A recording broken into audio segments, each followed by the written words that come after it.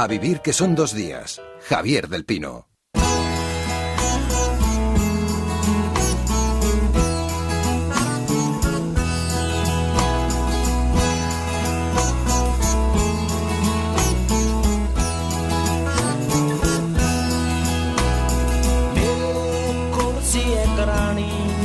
ਸ਼ਹਿਰ ਮੈਂ ਕਹਿਵਾਂ ਉਹਦੇ ਕੋਲ ਸੀ ਮੈਂ ਉਹਦਾ ਕਮਰਾ ਦਿਖਾ ਲਿਆ ਹੈ ਨੀ ਇਹ ਅੱਛੀ ਨੋਰਵੀਜਨ ਲੱਕੜੀ ਉਹਦੇ ਕਿਆ ਰਹਿਣਾ ਤਾਂ ਮੈਂ ਜਾ ਜਿੱਥੇ ਵੀ ਦੇ ਮਰਜੀ ਮੈਂ ਆਲੇ ਦੁਆਲੇ ਦੇਖਿਆ ਕੋਈ ਉੱਥੇ ਕੋਸੀ ਨਹੀਂ ਸੀ ਮੈਂ ਦੂਈ ਤੇ ਬਹਿ ਗਿਆ ਸਮਾਂ ਸੋਚ ਕੇ ਉਹਦੀ ਸ਼ਰਾਬ ਪੀ ਕੇ ਅਸੀਂ 2 ਵਜੇ ਤੱਕ ਗੱਲਾਂ ਕੀਤੀਆਂ ਫੇ ਉਹਨੇ ਕਿਹਾ ਸੌਣ ਦਾ ਸਮਾਂ ਹੋ ਗਿਆ Ramón Lobo, ¿cómo estás? Muy buenos días, ¿qué tal? ¿Todo bien? ¿Sigues Bien. escribiendo? Sí, ya en la fase final. Entregas pronto, ¿no? Sí, al final de este mes, aunque los libros no se terminan, se abandonan. Eso decía Borges. Pero no vas a la feria del libro, no te va a dar tiempo. No, mejor que no. Si no, luego no va casi nadie. No, hombre, ¿qué dices? Tú eres un líder de masas en la feria del libro. ¿Qué va? Oye, con esto del coronavirus, estaba leyendo una cosa que publicaba El Plural, recordando algo que pasó. La verdad es que Twitter a veces permite que la estupidez tenga cierto sentido del humor, ¿no? No solamente la subraya. Cuenta que hay un tertuliano de El Chiringuito, que creo que es un programa de deportes. Bueno, es un programa de entretenimiento. Quique Mateu es el periodista contagiado por coronavirus en Italia cuando trascendió la noticia de que un español se había contagiado por ir a ver el partido del Valencia contra el Atalanta. No tardó en revelarse la identidad de este individuo. Mateu habló... ya se ha puesto en marcha el vídeo. Mateu habló de su experiencia en el programa de Josep Pedredol, que se llama Jugones, que tú también conocerás, sí, seguramente. Este es otro programa de entretenimiento. Pero las redes sociales no tardaron en hacer viral, estoy leyendo la crónica del Plural, un tuit de hace 6 años, el 7 de octubre de 2014. En ese entonces, España repatrió a un enfermo de ébola. Y este tertuliano afirmó en Twitter lo siguiente: España es el país con más imbecilidad porque traemos a un enfermo incurable para contagiar a los que están sanos. Imbéciles. Bueno, no me digas que no tiene gracia, ¿no? Tiene gracia porque al final la imbecilidad le ha contagiado a él. No es que no estaba contagiado de entonces, porque el tuit este es un tuit aparte de bastante... No sé cómo decirte, racista, aunque era blanco, xenófobo, estúpido, primermundista, no sé cómo quieras llamarlo. Esta es una enfermedad que contamina al mata al 2,3%. No estamos, el ébola es el 60 y tantos %. Es una enfermedad que hay que tener cuidado, hay que lavarse las manos, lo que hay que hacer siempre, pero hay una histeria colectiva que demuestra que hay una pandemia de estupidez muy superior a la misma enfermedad. Sí, luego, mira, el escritor Juan Pablo Villalobos, al que luego tenemos en el programa, en su último libro, él dice que la xenofobia está en las pequeñas cosas. La xenofobia está, por ejemplo, en esa sensación de superioridad que tenemos cuando entramos a una tienda de chinos, ¿no? Que parece que miramos las cosas como diciendo, mira, vamos a comprar aquí, haciéndoles un favor a esta gente, pero somos superiores a ellos, ¿no? Y cuando hablamos del virus chino, había un artículo el otro día muy interesante en el New York Times, cuando hablamos del virus chino, estamos siendo xenófobos al fin y al cabo, ¿no? Sí, porque además no es un virus chino, parte de ahí como puede haber partido de otro sitio y además parece que hay cepas originales o autóctonas en distintos países. No sé, hoy venía un artículo muy interesante, creo que es en Washington Post, sobre la gripe española de 1918-19, que no era española, y que las lecciones que podemos tener de aquella gripe, que sobre todo lo que hubo es una censura absoluta, porque estaba la Primera Guerra Mundial y se entendía que si daba señales de debilidad, y aquí es una primera oleada que se contagió hasta el rey y no pasó nada, y luego vino una segunda oleada más grave y la clave fue el secretismo, y ahora esta vez parece que hasta los chinos están actuando con bastante transparencia. Por poner un poco de humor, ya que mencionas al rey, ayer decía Antonio Castelo que se habla mucho del coronavirus y poco del corinavirus. Exacto, que ese también ha sido demoledor. Vamos a empezar con esto. It was a ray of light. It was a wall of sound. It was a fight for life until the walls came down. It was a dream to dream in any damned old town. It was a true America. Red, white, black and blue America.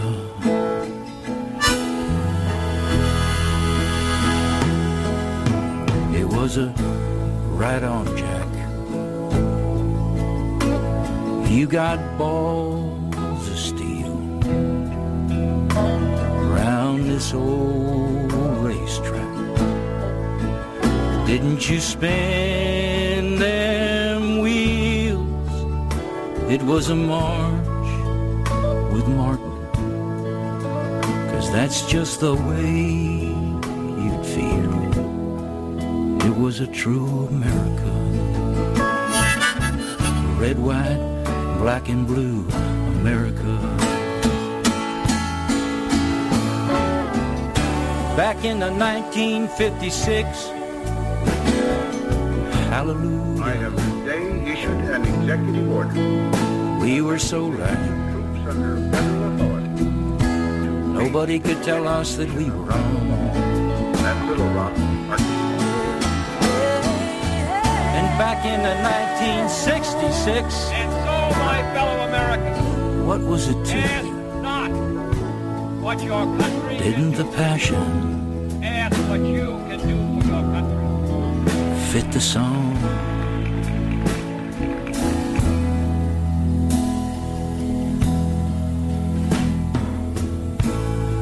Here we are. Escuchaba a Kennedy de fondo, es una Sí. gran canción de Chip Taylor.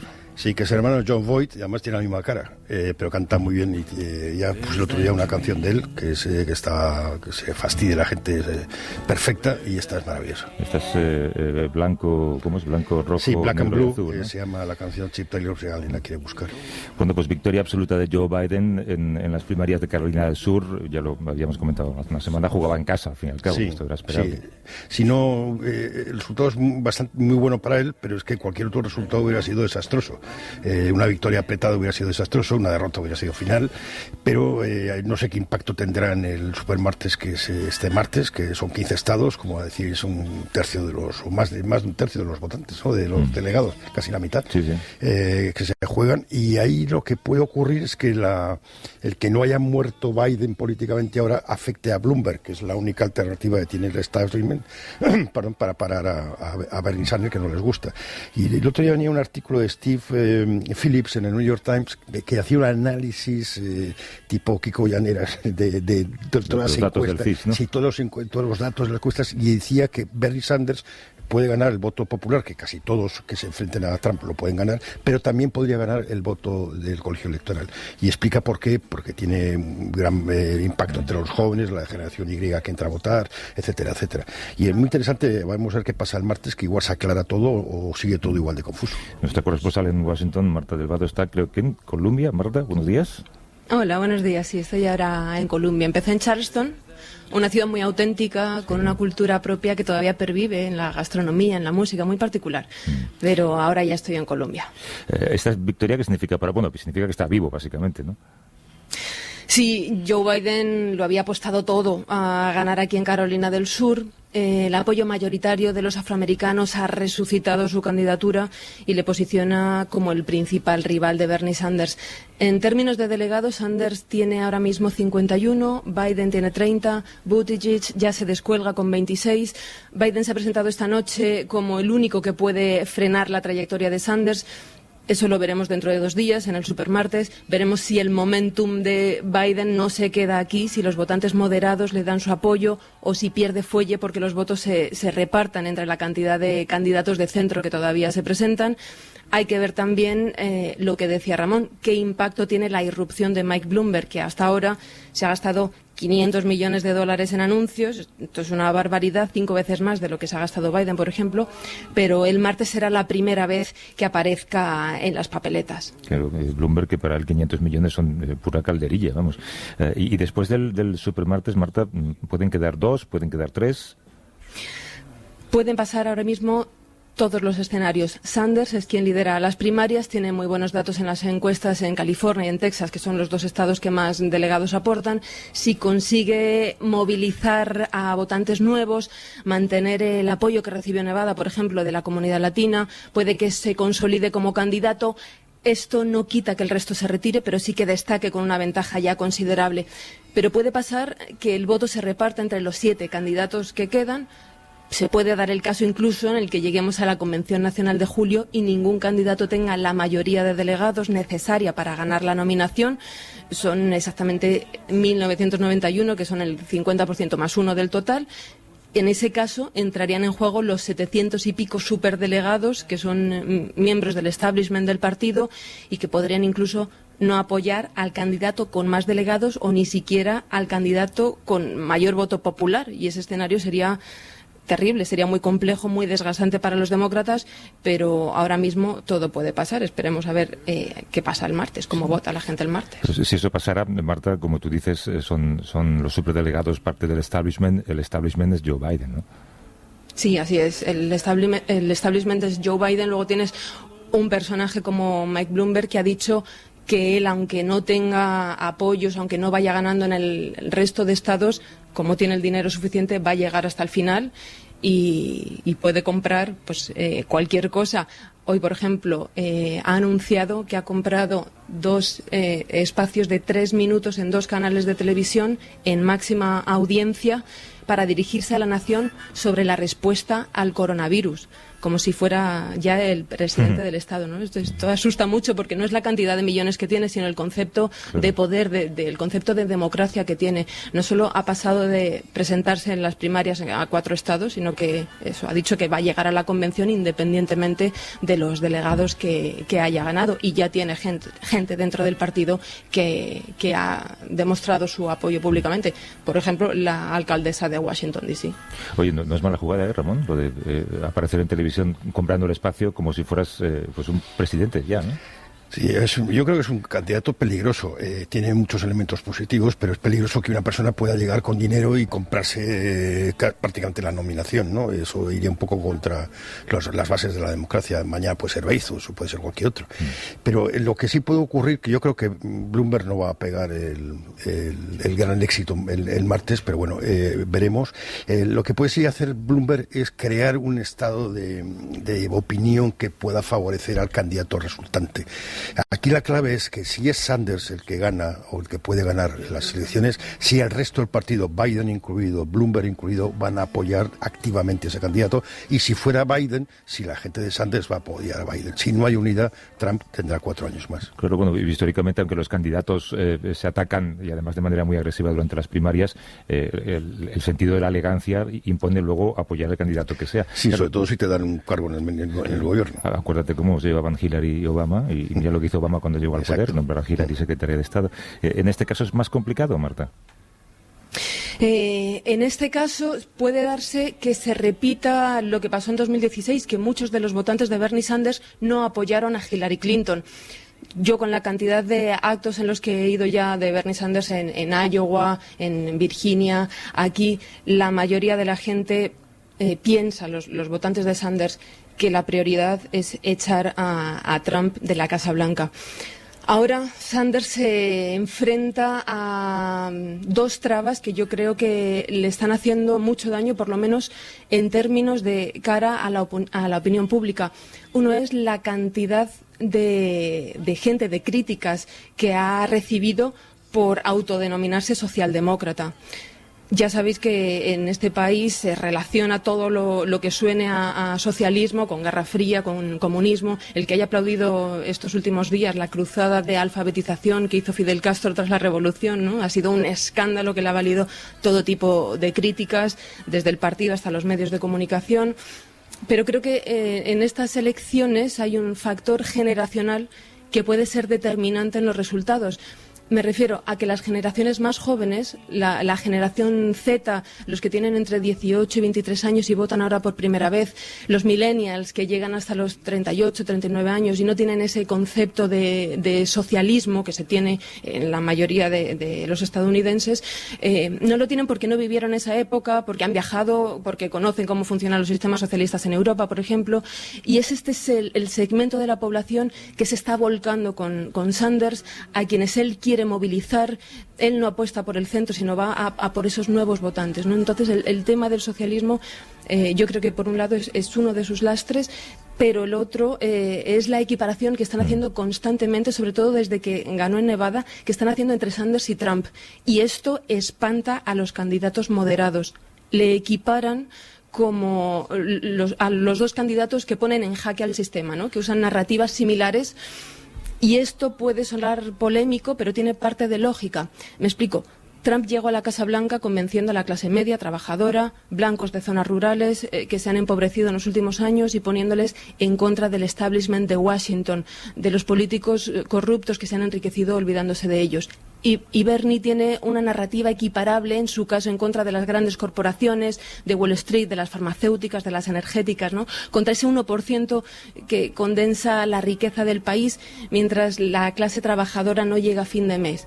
En el caso de Bernie es una clase trabajadora más amplia, multirracial y multirreligiosa, ¿no? Pero este discurso a Trump le funcionó, es el que temen que le funcione a Bernie y es el que una parte importante del establishment quiere que cuaje entre los votantes moderados, el equiparar a los dos candidatos, cada uno hacia un extremo, uno por la derecha y el otro por la izquierda. Bueno, y son jóvenes también a los que promete universidad gratuita y sanidad universal, ¿no? Y es un 10%. Los nuevos que se incorporan va a representar un 10% del electorado y eso puede ser muy importante en algunos estados. Pero fíjate qué curioso, Ramón, y qué paradoja, ¿no? Que un candidato tan mayor, porque es que es realmente muy mayor, tenga el apoyo de los votantes más jóvenes y en cambio tenga esa reticencia por parte de un público que un poco sigue considerando que el socialismo es... Claro, es un poco lo que le pasa a Chomsky, ¿no? Chomsky es un tipo quitando sus opiniones sobre los Balcanes, que lo vamos a evitar. Tiene áreas grises, ¿eh? Áreas grises, pero quitando esa área gris, tiene un gran predicamento entre los jóvenes. Es que yo creo que Sanders representa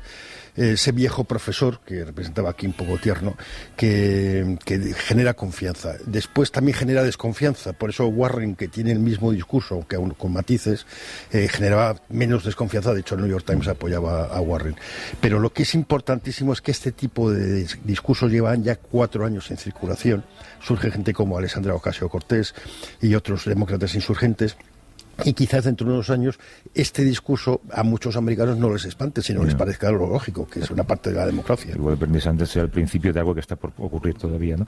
Marta de Vado, gracias Marta, un beso. Un abrazo, Muchas buenos días. I cannot say, but I know you will.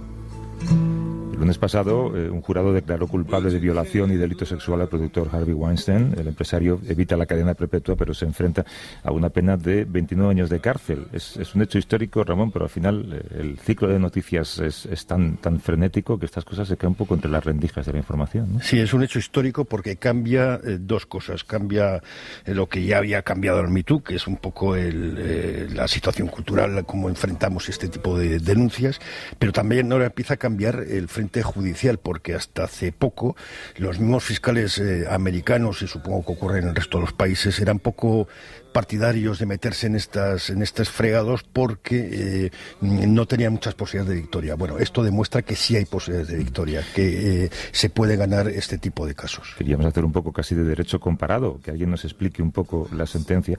Saludamos a Altamira Gozalo, que es abogada, feminista, presidenta del Consejo Asesor de Igualdad del PSOE. ¿Cómo estás, Altamira? Buenos días. Hola, buenos días.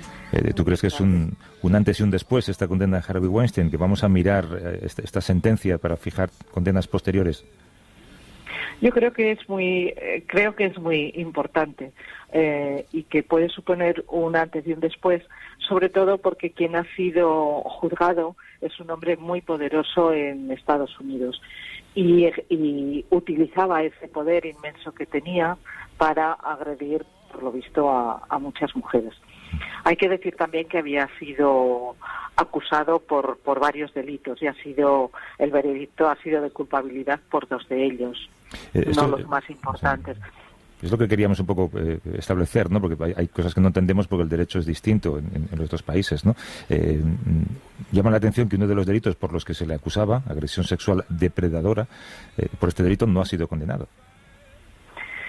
No, es el delito sexual más grave en Estados Unidos, pero requiere que haya 2 condenas por violación o 2 delitos de violación a 2 personas diferentes, y eso no concurría en este caso. Por esa razón no ha sido condenado por ese delito de depredador sexual. Pero vamos, la condena, como decían, la condena por estos hechos, que no es el único juicio que este hombre va a tener, puede ascender a 29 años de cárcel. Parece que la sentencia se va a hacer pública el día 11 de marzo. Ha habido situaciones como la de Bill Cosby también en Estados Unidos, un cómico conocidísimo, el padre ejemplar, etcétera, etcétera, y aquí en España tenemos el caso de Plácido Domingo. ¿Cómo afecta esto, este cambio cultural, cómo afecta a los juzgados, al derecho, a los juicios? A ver, yo quería relacionar un poco la sentencia de Estados Unidos y lo que pueda ocurrir con Plácido Domingo también con un avance de la igualdad en el mundo que tiene que ver también con ese avance del feminismo.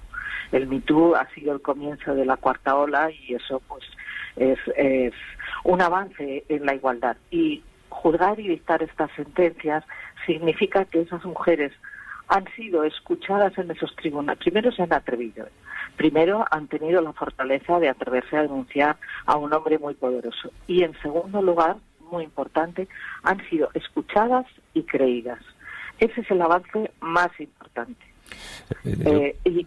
Y este se ha dado en Estados Unidos, pero se ha dado también en España. Yo quiero ponerlo en relación con la sentencia del Tribunal Supremo que revocó los de la manada de Pamplona, que también fue una sentencia paradigmática de juzgar con igualdad a las personas. Es decir, no centrar el foco en qué hizo la víctima, si provocó, si se vistió inadecuadamente, si miente porque quiere conseguir fines espurios, no.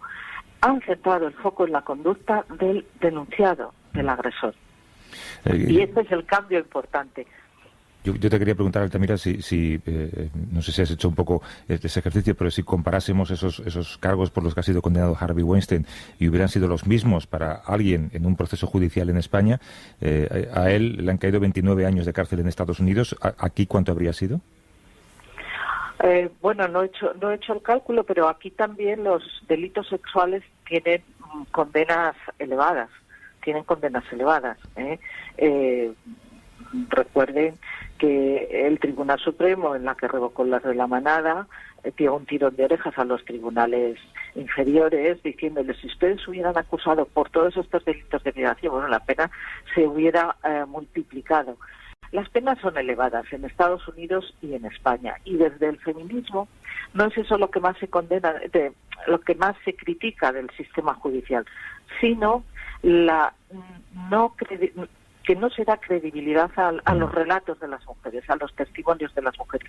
Y en esto sí que yo creo que hay un cambio y la justicia puede dejar de ser un medio hostil para las mujeres en estas materias, en materias de delitos sexuales o de violencia de género, si hablamos ampliamente, en la medida que son escuchadas y que son creídas además en sus relatos. Altamira Gonzalo, que es abogada, feminista y presidenta del Consejo Asesor de Igualdad del PSOE. Gracias, Altamira. Un abrazo. Muchas gracias. Muchas gracias. Adiós. Por cierto, te recomiendo, Ramón, en El País de Hoy, un artículo de Elvira Lindo que habla de los amigos. Claro, en el caso de Plácido Domingo, ¿no? Claro, cuando de repente surgen denuncias, como decía Altamira, ¿no? Tiendes a no separar al artista de su vida privada. Entonces ella alerta un poco o llama la atención sobre esas personas que enseguida dijeron, no, es un gran artista. Entre ellos el ministro de Cultura. Claro, esto no puede ser. Y algún escritor muy célebre. Y incluso algunas compañeras en el mundo de la ópera, ¿no? Sí, hombre, con el Associated Press, que es una agencia muy seria, publica una historia tan detallada, es que la ha trabajado durante muchos meses. Y negar los hechos, lo que decía Altamira, ¿no? Que las mujeres que denuncian se enfrentan a una doble victimización. Primero, el haber sido víctimas de una agresión sexual o una violación, y después no ser creídas por el Estado, ¿no? Y esto es lo que tiene que cambiar. Oye, ¿te quedas un rato hoy? Sí, porque claro. tenemos una visita ahora con alguien con quien queríamos charlar desde hace tiempo y ya está por aquí, ¿vale? Venga. Hey, hey, my. A vivir que son 2 días. Javier del Pino.